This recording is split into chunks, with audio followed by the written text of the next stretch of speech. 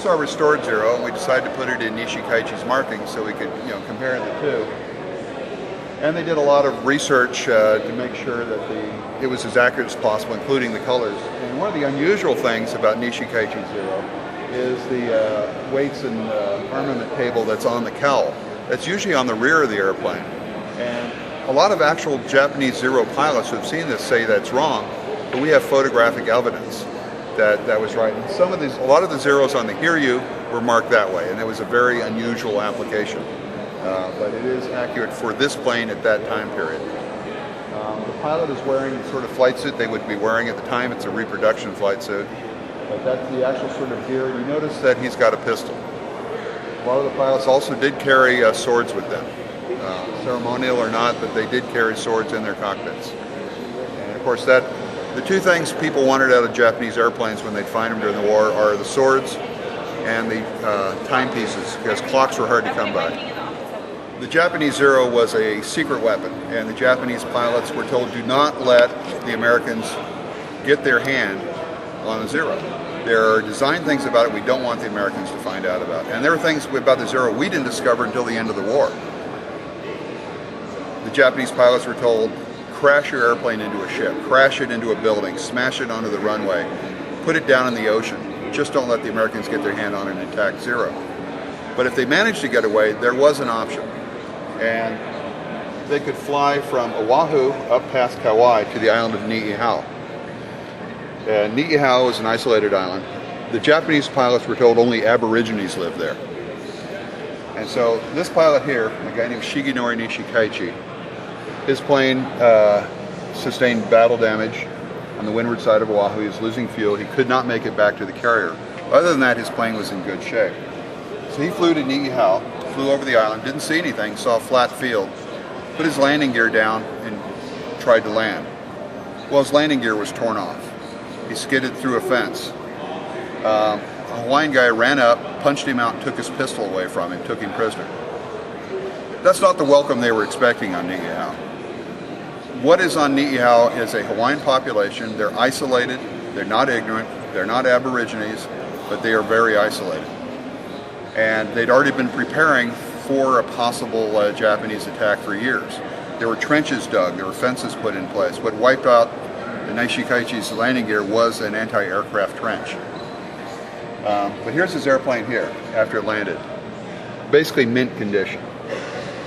He's a prisoner of the Hawaiians. Now luck plays a big part in any battle.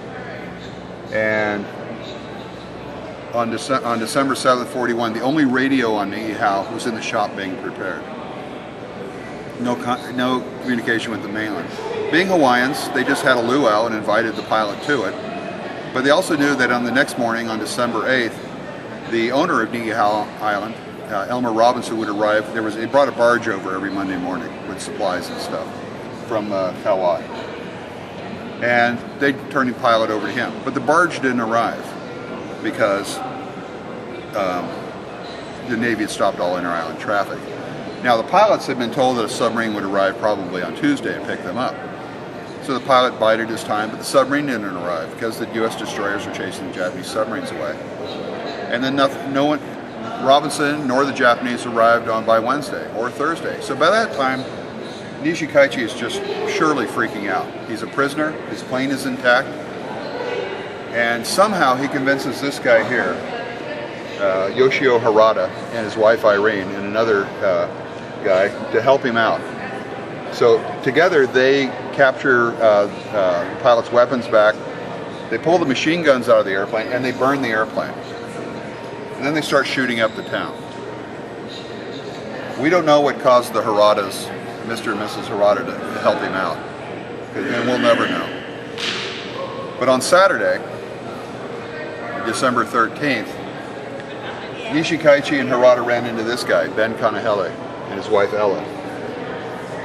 And they told Ben to go into town and tell the Hawaiians to surrender up any documents and things they might have. And by this time, some of the Hawaiians were already upset, and they had set out in a boat to row over to Kauai and tell them what was going on, but they were still in transit on Saturday. Ben refused. They told him they'd shoot Ella if he didn't do it. Ben refused again. They say here in Hawaii, don't shoot a Hawaiian more than 2 or 3 times because you're going to make him mad. Well, this is the guy who started that saying. I've seen Ben's medical report from Wilcox Hospital. He has an entrance wound and an exit wound because Nishikaichi just shot him with his Nambu pistol. It made Ben mad, so he went over and he grabbed Nishikaichi by the neck and belt, picked him up over his head. Nishikaichi shot him again near the leg. Now Ben is what they call a Paniolo, and that's a Hawaiian cowboy. And there have been cowboys in Hawaii longer than there were cowboys in America. Kamehameha the Great started it basically back in the 1810s. He threw Nishikaichi against the wall. Now Ella picked up a rock and brained the pilot with the rock, and Ben pulled his knife and cut the pilot's throat. Harada took his shotgun and killed himself. And that was the end of the Battle of Niihau. It was more like a bad bar fight. They even wrote a song about it called "They Couldn't Take Niihau No How." And the Americans rushed in, got what they could out of the airplane, brought it back for analysis. The propeller is still hanging in a private bar over near the airport. We'd love to get it here. And they abandoned the rest. And this here is what's left of Nishikaichi's airplane. The red you see is the original primer. You're looking at the wing and the exhaust manifold. And there'd be more to it, but over the years, the Paniolos would cut out pieces of aluminum and polish it up and decorate their saddles with it. Over here you've got a cleat track tractor. That's the original Robinson cleat track that they used to dig the aviation trenches with. And we have tractor nerds that come in here and go right to the tractor and ignore the airplanes. I don't understand it, so. Now, what's the history of how the museum acquired the wreckage? We acquired it from the Robinson family, and it is on loan to the museum from the Robinson family.